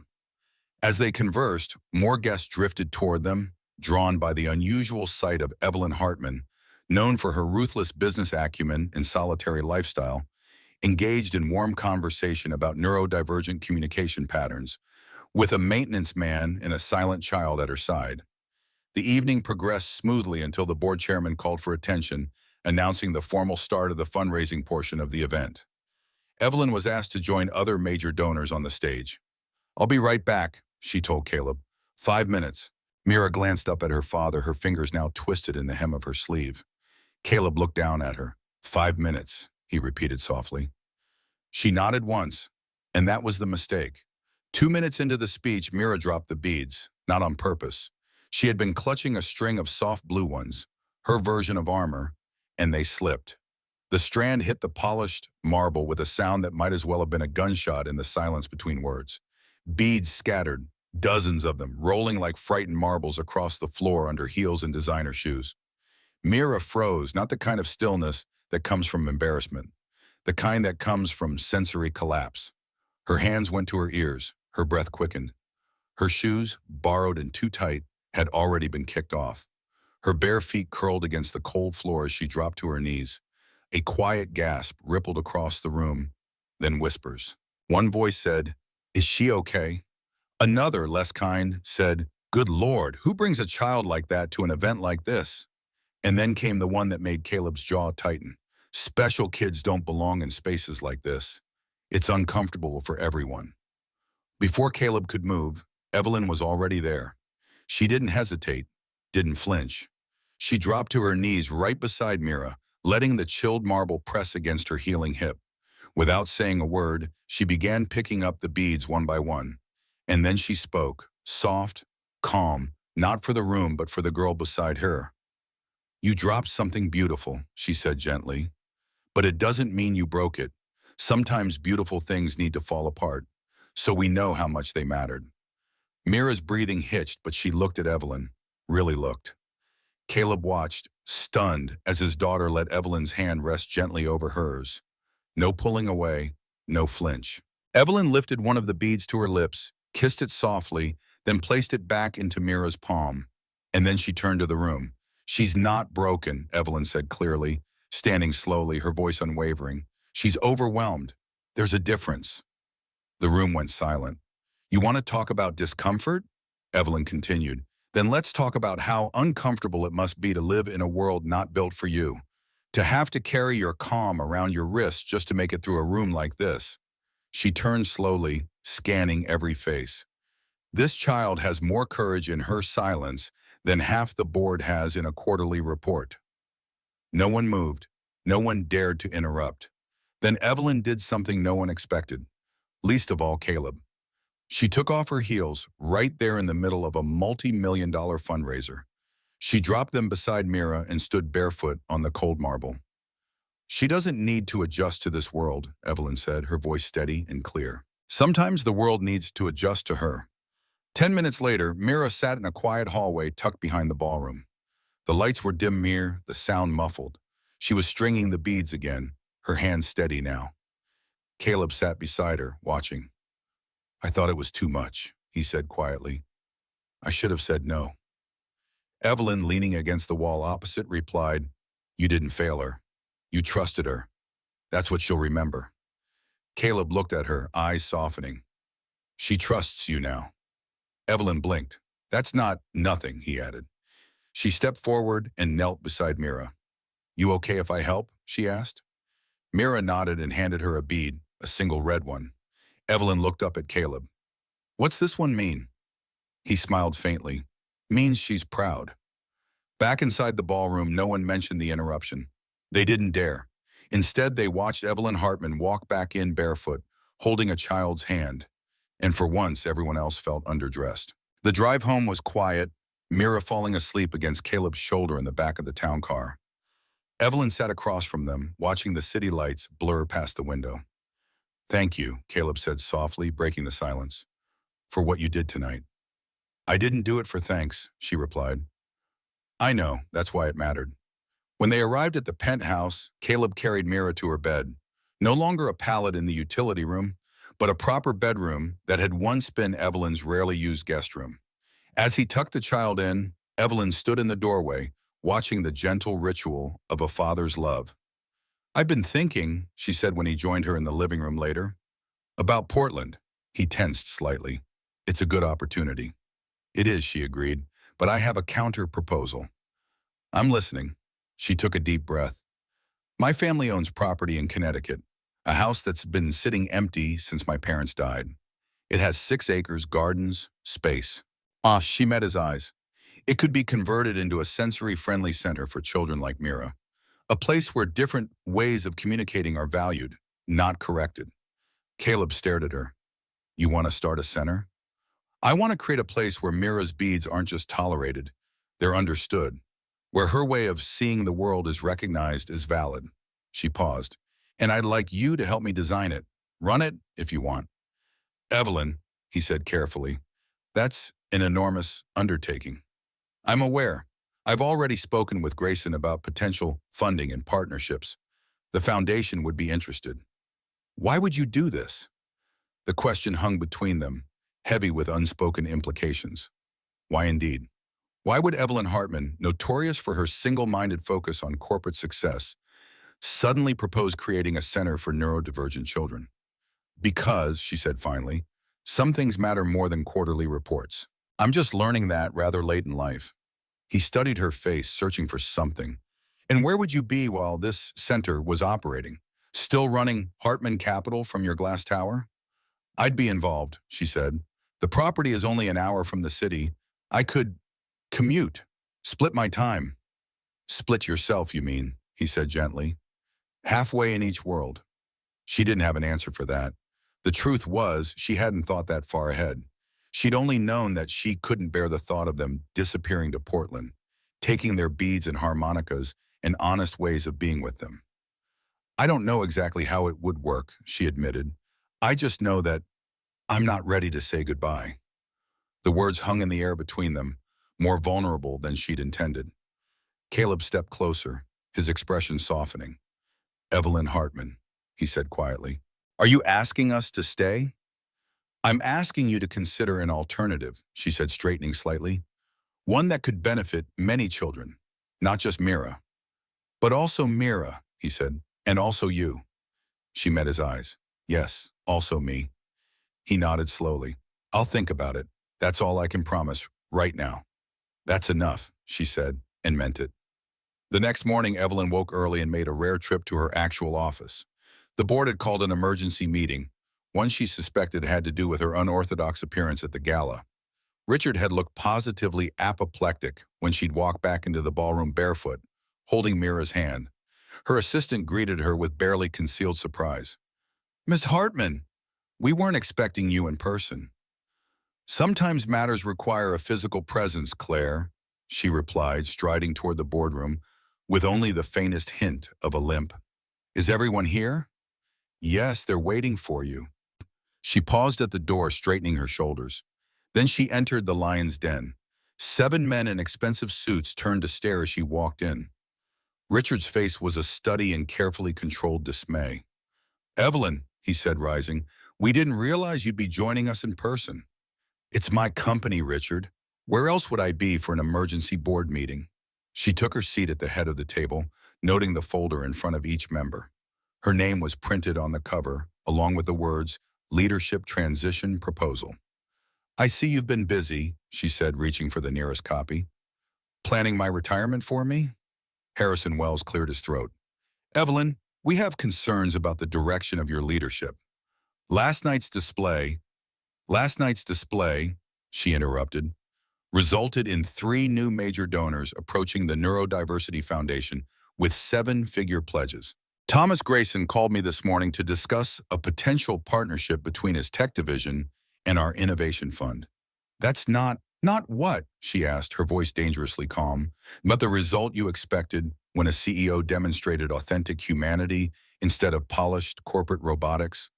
Not the outcome you predicted when I chose to stand with a child who sees the world differently instead of pretending she doesn't exist."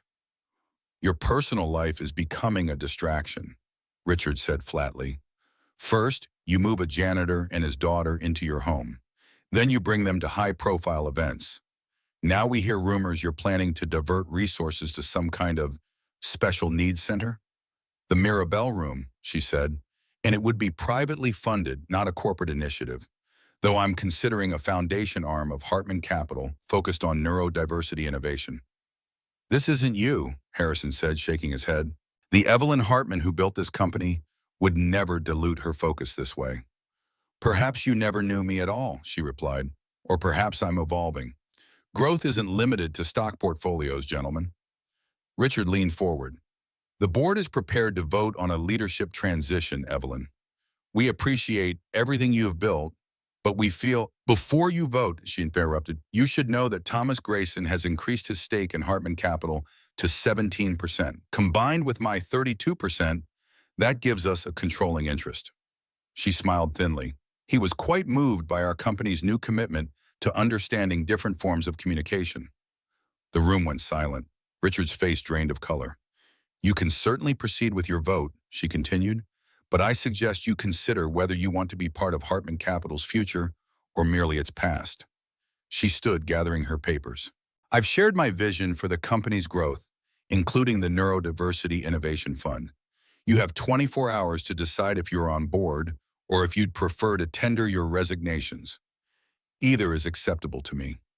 With that, she walked out, feeling lighter than she had in years, despite the lingering ache in her hip. When she returned to the penthouse, she found Caleb sitting at the piano with Mira, picking out simple melodies. The sight stopped her in the doorway.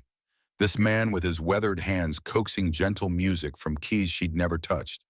His daughter swaying slightly beside him, placing colored beads on the music stand in patterns that somehow matched the sounds. They belonged here, she realized with sudden clarity. Not as her employees, not as temporary guests, but as essential pieces of whatever this new life was becoming. "How was the meeting?" Caleb asked, looking up as she approached. "Illuminating," she replied. "For all of us, I think." She sat beside them on the bench, watching Mira arrange a final bead, deep purple, on the music stand. "I found something today," she said, reaching into her bag. "In my family's property records." She pulled out an old photograph, worn around the edges. A large house with wide porches, surrounded by gardens and old trees. "The Connecticut house," Caleb said, recognizing it from her description. "My grandfather built it in 1937, she said. "I spent summers there as a child, before my parents decided vacation time was an inefficient use of educational opportunities." She ran a finger along the edge of the photo. It's been empty since my mother died 5 years ago. I keep meaning to sell it, but somehow never got around to it. It's beautiful, Caleb said. Looks like a real home. It was once, she agreed. It could be again. She hesitated. I've spoken with an architect about converting part of it into the sensory center while maintaining the main house as a residence. He studied her face. You're serious about this? I've never been more serious about anything. She took a deep breath. I want you to see it before you decide about Portland. Will you come? This weekend? He looked at Mira, who was now listening intently, though she appeared focused on her beads. What do you think, Bug? Want to see a big house in the country? Mira looked up, her eyes moving from her father to Evelyn, then back again.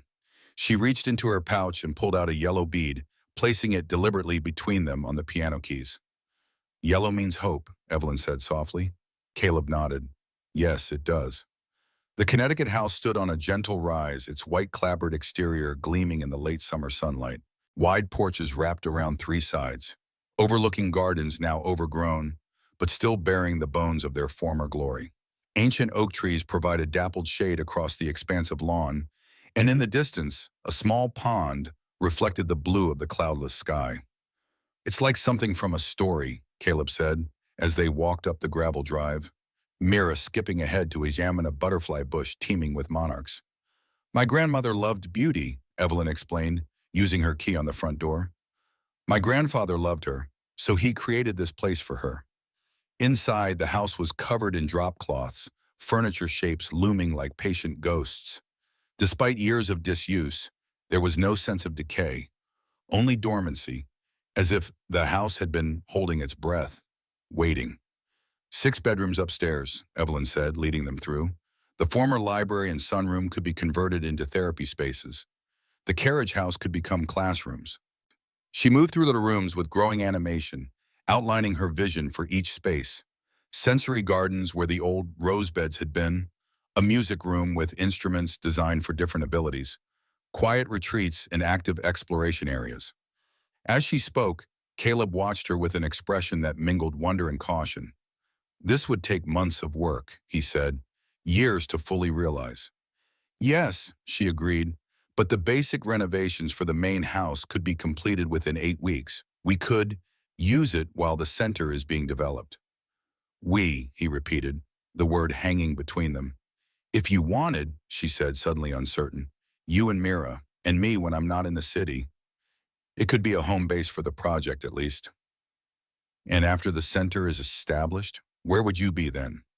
I don't know, she admitted. I'm still figuring that out, but I know I want to be part of this. Part of creating something that matters in a different way than acquisition strategies and market dominance. Mira had wandered ahead into what had once been a music room. A sheet-covered piano stood in the corner, smaller than the one in the penthouse, but somehow more inviting.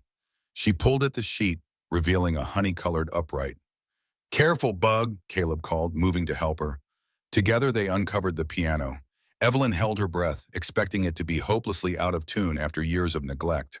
But when Mira pressed a key, the note that emerged was surprisingly true. My mother had it maintained, Evelyn said, remembering, even after we stopped coming. She could never bear the thought of music being silenced. Caleb ran his hand along the polished wood. This is a generous offer, Evelyn, but I need to be honest about something. She tensed, preparing herself for rejection. Of course. I'm not looking for charity or a project, he said carefully. And Mira isn't either. If we stayed, if we helped create this place, it would need to be as equals, not as your employees or your good deed. That's not what I know, he said gently, but it needs to be said. There's a world of difference between our lives. You run a financial empire, I fix leaky faucets and play harmonica. You do much more than that, she said.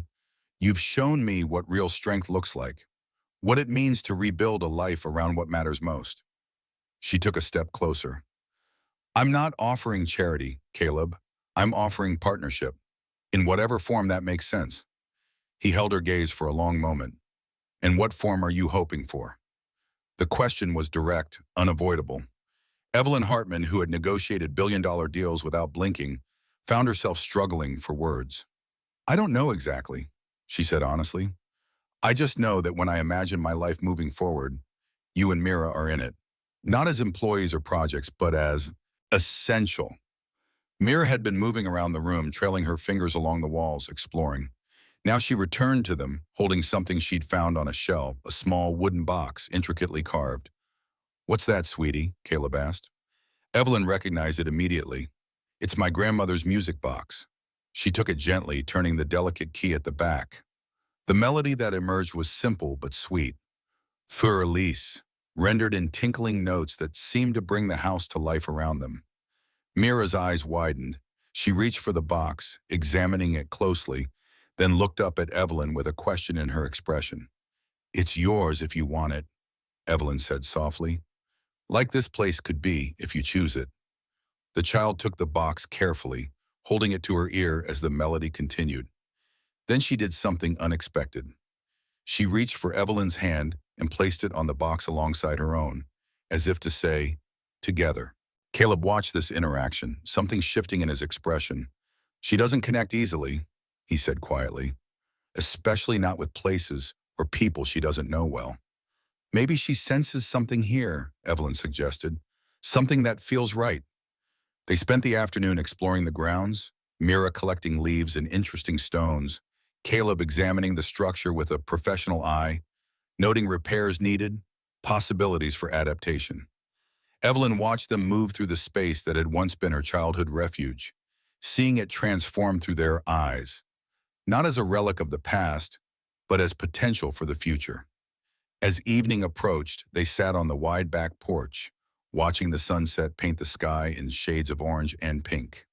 Mira had fallen asleep on a wicker sofa, the music box clutched in her hands, her collection of treasures arranged in careful rows beside her. "She's at peace here," Caleb observed. "I haven't seen her this relaxed in a new place. Maybe ever." "Children sense things adults miss," Evelyn said. "The good and the bad." "And what do you sense here?" he asked. She considered the question, looking out over the property that had belonged to her family for generations, but had never truly felt like hers until this moment. "Possibility," she said finally. "A different kind of life than I ever thought I'd have." "And your company? Your career? The glass tower and board meetings?" "Still part of me," she acknowledged, "but not all of me. Not anymore." She turned to face him. "I don't have everything figured out, Caleb. I'm not pretending to, but I know enough to recognize when something matters more than spreadsheets and market share." He nodded slowly. "The Portland offer wants an answer by tomorrow." "And what will you tell them?" He looked at Mira, then back to Evelyn. "I think I need to sleep on it. Big decisions deserve a night's consideration at least." She respected that. His deliberate approach to choices, his refusal to be rushed even when the outcome seemed increasingly clear to her. It was one of the many things she'd come to admire about him. "Of course," she said, "we can head back to the city in the morning." They sat in companionable silence as darkness fell, the first stars appearing overhead. Without the city lights to drown them out, the stars seemed impossibly bright and numerous. "I forgot they looked like this," Evelyn murmured. "You can't see them properly in Manhattan." "Some things require distance to see clearly," Caleb replied. "Sters. Life choices. What really matters." Later, after they'd moved Mira to one of the bedrooms, Evelyn's childhood room, hastily cleared of drop cloths, they stood in the doorway watching her sleep, the music box still clutched in her small hands. "I found something today," Caleb said quietly as they moved back toward the porch. "While you were checking the carriage house." He reached into his pocket and pulled out a small, weathered photograph that had fallen behind a bookshelf. It showed a young girl, perhaps 8 or 9, sitting at the piano, her face alight with concentration and joy. "You," he said, handing it to Evelyn. She took it, memory rushing back with unexpected force. "My grandmother was teaching me," she whispered. "It was the summer before she died. After that, my mother said music was a waste of time that could be better spent on practical skills." "You loved it," he observed. "It's all over your face." "I did," she admitted. "I'd forgotten how much." "Maybe that's why you kept a piano in your penthouse all these years, even though you never played it. Some part of you remembered." She stared at the photograph. at the child she'd been before ambition and expectation had reshaped her. Some things stay with us, even when we think we've left them behind. Like this place, he said, gesturing to the house around them. You could have sold it a dozen times. You didn't. No, she agreed. I couldn't bear to let it go, even when I thought I'd never use it again. He studied her face in the soft lamplight. Evelyn, what are you really asking for here? With this place, with the center, with Mira and me? The direct question demanded an equally direct answer. She took a deep breath. I'm asking for a second chance, she said, at a life that includes more than corporate success, at creating something meaningful beyond wealth, she hesitated, then continued, at finding a family, in whatever form that might take. Family, he repeated, the word weighted with meaning, not necessarily in the traditional sense, she added quickly, but yes, family. People who see each other truly and choose to remain anyway. People who build something together that matters. Caleb was silent for a long moment, his expression unreadable in the dim light. You know, he shared, finally, when Sarah died, I thought that part of my life was over, the part where I belonged to something larger than myself. I focused entirely on Mira, on survival. That's understandable, Evelyn said softly. But lately, he continued, I've been thinking about what Sarah would want for us. Not just survival, growth, connection. He met Evelyn's eyes, the possibility of joy again. Her heart quickened. And what do you think she would say about this place, this idea? A small smile touched his mouth. She'd probably say I was being too cautious. She always thought I overthought things. Whereas I've been accused of the opposite, Evelyn said, acting too quickly, demanding immediate results. Maybe we balance each other that way, he suggested. The implication hung in the air between them, full of possibility. I'll call Portland tomorrow, he said finally. Tell them I've decided to pursue a different opportunity. Relief and something warmer flooded through her. You're staying? We're staying, he confirmed, to help build the Mirabell room, to see if this place can become what you envision. He paused, to discover what else might be possible. She didn't trust herself to speak. Instead, she reached for his hand, a gesture so foreign to her usual reserve that it surprised them both. His fingers closed around hers, warm and solid. One condition, he said. Name it. You have to learn to play that piano properly. No more just pressing random keys and calling it exploration. She laughed, the sound echoing through the quiet house like a promise. Only if you teach me harmonica, too. A proper duet. Deal, he said, his smile reaching his eyes now. Mira can conduct with her beads. The following week passed in a whirlwind of activity. Architects were consulted, contractors hired, plans drawn up for both the house renovation and the Mirabell room's initial spaces. Evelyn worked remotely half the time, surprising her assistant with her willingness to conduct meetings via video conference rather than demanding in-person attendance. The board, faced with her ultimatum and Grayson's support, had reluctantly embraced her vision for the Neurodiversity Innovation Fund. Richard had resigned, claiming philosophical differences with the company's new direction. Evelyn had wished him well with a sincerity that surprised them both. Funny, she told Caleb that evening as they reviewed renovation plans at the penthouse. A month ago, losing Richard from the board would have felt like a crisis. Now it feels like clearing space for something better. Perspective changes everything, he agreed, marking measurements on the blueprint spread across her dining table.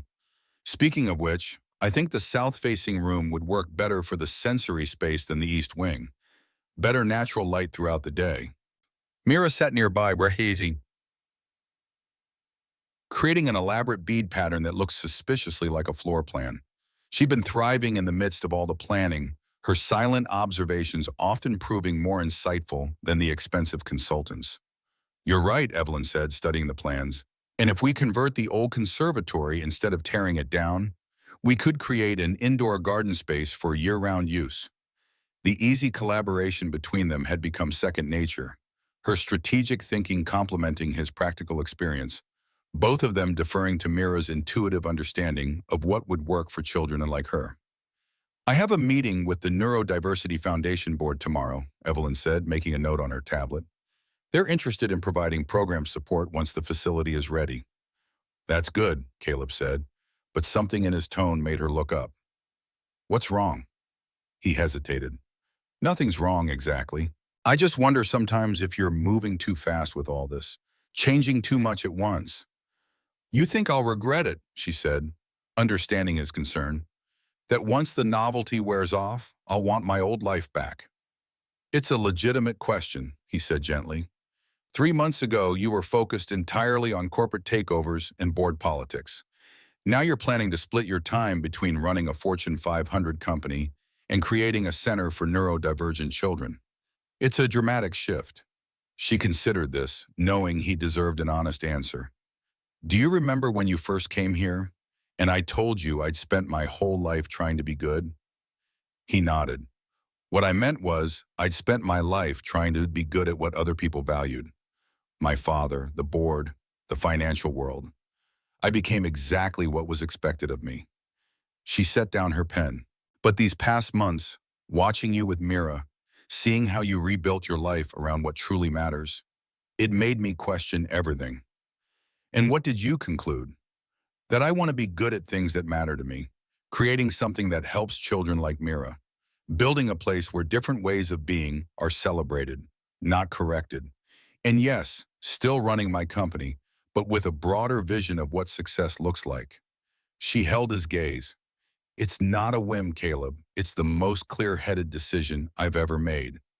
He studied her face, then nodded slowly. Okay then, south-facing sensory room it is. The conversation might have ended there, but Mira approached, holding a new bead creation, a complex pattern of amber, white, and deep blue arranged in concentric circles. What's this one, Bug? Caleb asked. Mira pointed to each color in turn, then at the three of them, a question in her eyes. I think, Evelyn said carefully, she's asking what we are now to each other. Caleb looked at his daughter, then at Evelyn. What would you call it? He asked, the question deceptively simple. Family, Evelyn said without hesitation. If that's okay with both of you. Mira's expression didn't change, but she reached out and placed the bead creation in the center of the blueprint, where the heart of the house would be. I think that's a yes, Caleb said softly. 3 weeks later, the basic renovations on the main house were complete enough for habitation. They decided to spend a long weekend there, testing the space, making notes for the contractors about final adjustments before the full move-in scheduled for the following month. Evelyn had surprised herself by how easily she adapted to the idea of dividing her time between the city and country. 3 days in the office, 4 days at the Connecticut house seemed to strike the right balance. The board had grudgingly accepted this new arrangement, especially after Hartman Capital's stock rose following the announcement of their Neurodiversity Innovation Initiative. As they drove through the gates of the property, Evelyn felt a sense of homecoming she hadn't experienced in decades. The house stood welcoming in the autumn sunlight, its fresh white paint gleaming against the backdrop of trees beginning their seasonal transformation. They've done good work, Caleb observed as they walked through the rooms, inspecting the renovations. Kept the character while updating the systems. Mira raced ahead, her feet bare despite the cooling weather, exploring her bedroom. Formerly Evelyn's childhood room, now painted a soft blue with built-in shelves for her bead collections and books. She loves it here, Evelyn said, watching the child who had once been so withdrawn now moving with confident familiarity through the space. It's like she remembers it, though we've only visited that one time. Some places just fit, Caleb said, like they were waiting for you. They spent the afternoon settling in, arranging personal items, making the space their own. Evelyn unpacked books she hadn't touched in years, rediscovering parts of herself long set aside. Caleb installed simple wooden shelves in the kitchen with practiced ease, creating spaces for everyday essentials. As evening approached, Evelyn found herself drawn to the piano in the music room. It had been tuned the week before, the mechanism cleaned and restored to perfect working order. She sat on the bench, running her fingers lightly over the keys, remembering. You should play something, Caleb said from the doorway, Mira at his side. I told you I don't really play, she replied. You could try, he suggested, coming to sit beside her. Just one note at a time, like we practiced. She placed her hands on the keys, finding the simple melody they'd been working on over the past weeks. It was halting, imperfect, but recognizable.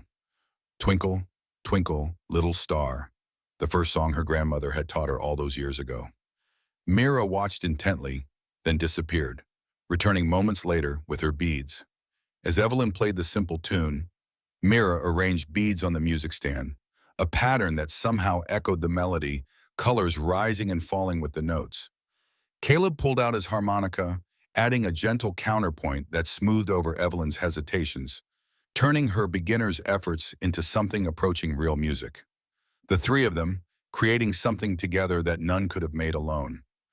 When the simple song ended, Evelyn felt tears threatening.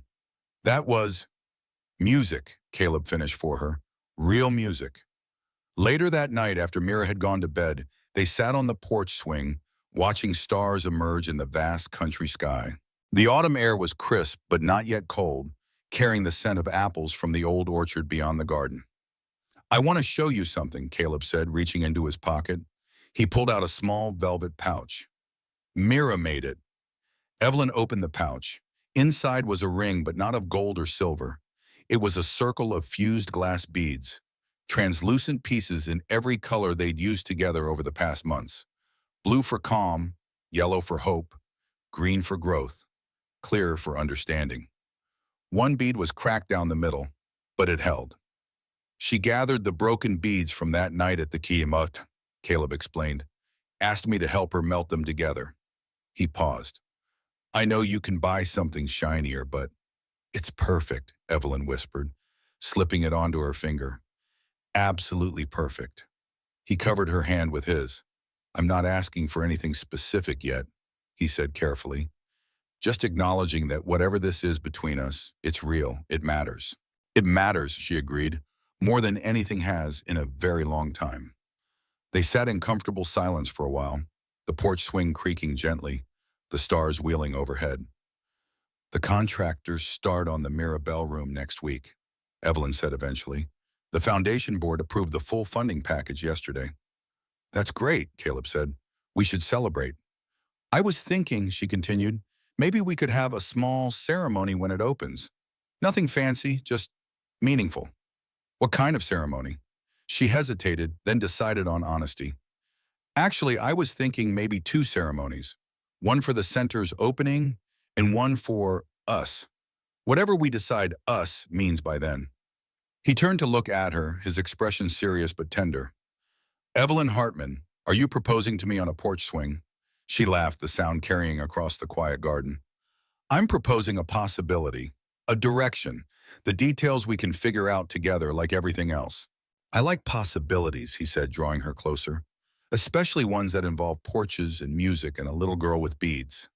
And barefoot CEOs who are learning to play the piano again? Especially those, he agreed. The Mirabell room opened 6 months later on a perfect spring day with cherry blossoms drifting across the lawns like snow. The ribbon was soft blue, just like the beads Mira used to string, and it fluttered gently in the breeze as she stood on a small wooden stage, clutching a pair of oversized scissors with both hands. Her white dress was simple, feet bare as always, but today her eyes sparkled with the calm steadiness of someone who'd walked through a storm and remembered how to dance in the rain.